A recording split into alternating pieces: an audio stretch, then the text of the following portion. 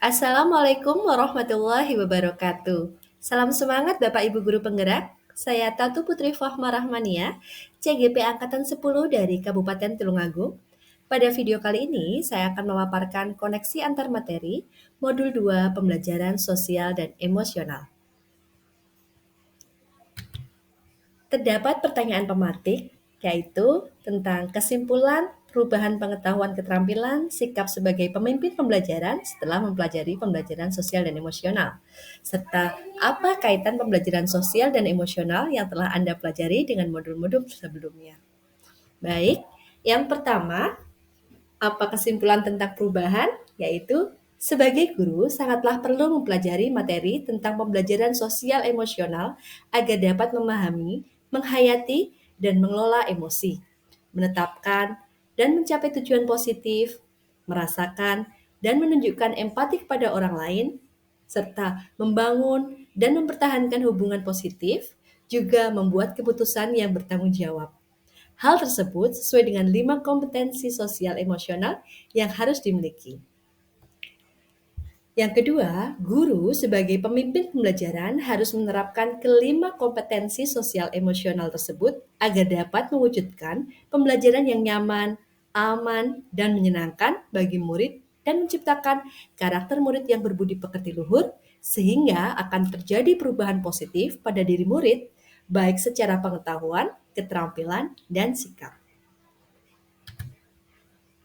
Lalu, apa kaitan pembelajaran sosial dan emosional yang telah Anda pelajari dengan modul-modul sebelumnya? Pertama, pembelajaran sosial dan emosional lebih menitik beratkan pada pencapaian budi pekerti yang dapat melatih anak untuk memiliki kesadaran diri sesuai dengan filosofi Ki Hajar Dewantoro. Lalu, pembelajaran sosial dan emosional merupakan pembelajaran yang dilakukan secara kolaboratif oleh seluruh komunitas sekolah. Hal ini sesuai dengan nilai guru penggerak yang bersifat kolaboratif. Untuk mewujudkan pembelajaran sosial dan emosional, maka seorang guru penggerak harus dapat menjadi pemimpin pembelajaran yang dapat membuat lingkungan sekolah yang aman, nyaman, menyenangkan, namun tetap menantang dan relevan bagi muridnya. Ketiga, pembelajaran sosial dan emosional dapat terwujud jika seorang guru penggerak memiliki visi yang dapat menciptakan perubahan budaya positif sehingga dapat menghasilkan anak didik yang berkarakter. Keempat, pembelajaran sosial dan emosional sangat erat kaitannya dengan pembelajaran berdiferensiasi karena satu sama lain menekankan pada kebutuhan belajar anak yang harus dipenuhi agar menghasilkan murid yang bertanggung jawab. Seluruh modul saling terkait demi mewujudkan pembelajaran yang berpihak pada murid sesuai profil pelajar Pancasila.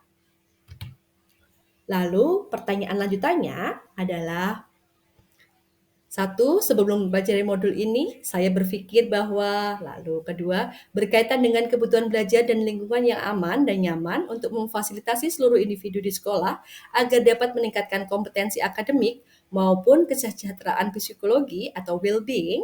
Tiga hal mendasar yang penting yang akan saya pelajari adalah yang ketiga, berkaitan dengan nomor dua, perubahan yang akan saya terapkan di kelas dan di sekolah. Baik, yang pertama, sebelum mempelajari modul ini, saya berpikir bahwa pembelajaran hanya mampu merubah pengetahuan dan keterampilan anak saja, karena pembelajaran terfokus pada pemenuhan nilai belaka.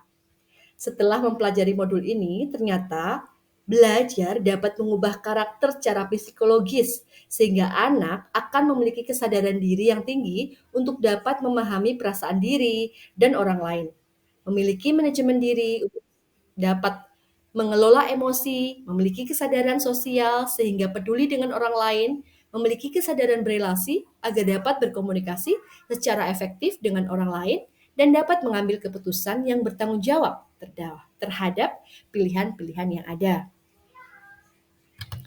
Yang kedua, tiga hal mendasar dan penting yang akan saya pelajari. Yang pertama, saya akan menerapkan 5 kompetensi sosial dan emosional, yaitu kesadaran diri, manajemen diri, kesadaran sosial, keterampilan berelasi, pengambilan keputusan yang bertanggung jawab.